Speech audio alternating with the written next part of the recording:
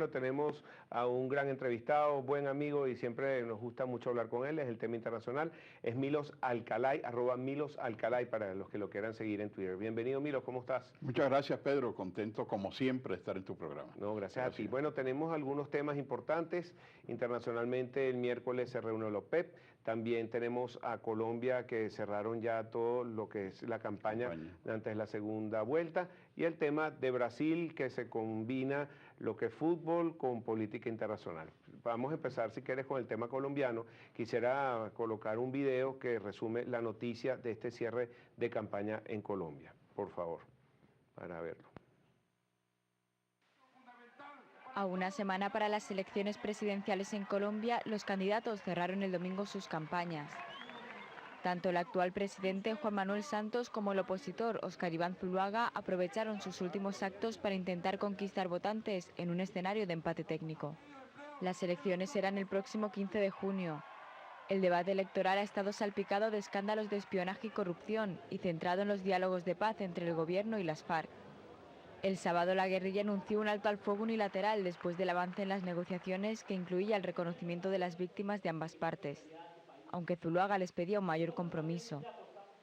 Y si las FARC realmente quiere respetar a las víctimas, debe acoger mi propuesta del cese de toda acción criminal contra los colombianos de bien.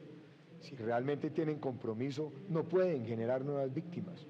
Cuando reclutan niños, cuando asesinan colombianos. Por su parte, Santos busca la reelección para sellar el fin de esta guerrilla de 5 décadas, la más antigua de América Latina. Pero aunque las negociaciones de paz han dominado la campaña, las encuestas indican que no es la mayor preocupación de los colombianos. Para ellos, el desempleo, la delincuencia, la deficitaria atención de salud y la mala calidad de la educación son más importantes. De nuevo aquí con ustedes, Milos, tenemos unas elecciones muy reñidas en Colombia. Como decía la noticia, están prácticamente empatados. También hubo mucha abstención a la hora del voto. Y Venezuela está en el medio de todas estas conversaciones que ellos tienen, lo que es la FARC, el proceso de paz, y Venezuela es el centro de su campaña. Yo quería ver tu opinión de qué opinas tú de qué va a pasar de aquí a 2 semanas, que son esas elecciones. Sí, esa es una carrera que pareciera que es cabeza a cabeza. Y el reto de ambos candidatos es el tratar no de polarizar en los temas fundamentales, sino cómo atraer esa enorme cantidad de colombianos que se abstuvieron, porque ven que esa guerra sucia, esa campaña de mensajes entre los dos candidatos no ha logrado motivarnos. Ellos lo que quieren, como muy bien señala la presentación que acabamos de ver, ellos quieren una solución a los problemas económicos, ellos quieren una solución a los problemas de desempleo, ellos quieren que Colombia pueda, a pesar de que ha progresado mucho en los últimos años en el aspecto económico, sin embargo, ¿cómo puede eso beneficiar al ciudadano de a pie, al colombiano que quiere ser motivado? De manera que no hay ninguna duda de que ambos están tratando de presentar su visión de la paz.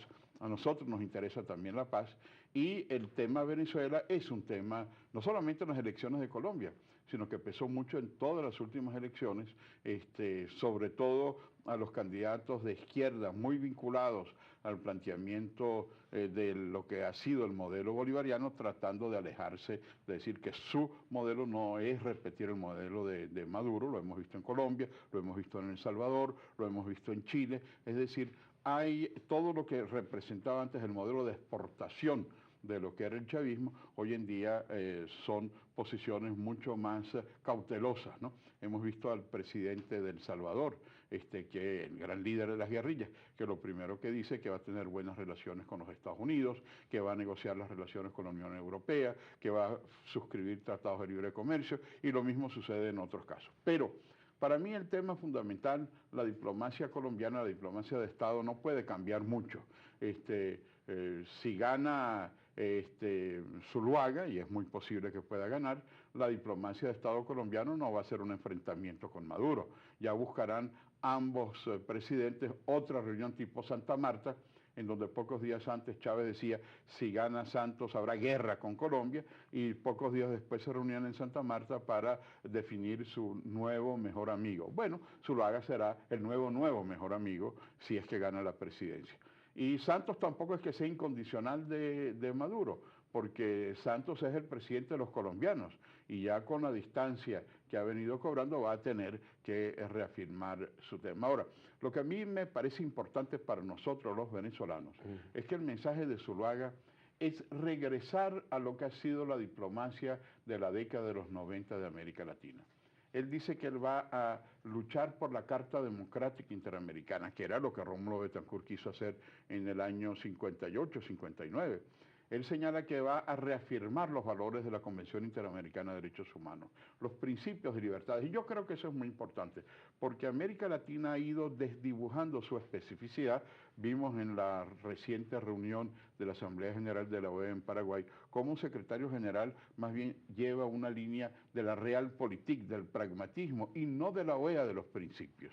Zuluaga ojalá pueda volver a redimensionar un ámbito en el cual los principios y los valores son más importantes que el pragmatismo de las relaciones entre los países. Claro, bueno, tú que mencionas a Betancourt, él fue el que inició todo lo que es hoy en día la Carta Interamericana Democrática, en el capítulo 5 del Tratado de Washington, y por fin se materializó esa Carta Interamericana. Él dice, Zuluaga, el candidato, que si gana la va a aplicar a Venezuela, pero ¿te parece que es posible? Él es un solo país entre tantos países que conforman la OEA, y tú mismo también has dicho que Insulza se aleja del tema, se aleja de todo lo que tiene que ver con Venezuela. El caso de Leopoldo López se acaba de alejar, siempre dice que no puede hacer nada. Sí, bueno, evidentemente el secretario general, con esa dosis de pragmatismo, él ha tenido momentos en que se ha enfrentado. Por ejemplo, el cierre de Radio Caracas Televisión tuvo una línea muy dura señalando que el cierre violaba la libertad de expresión, y fue cuando recibió los insultos.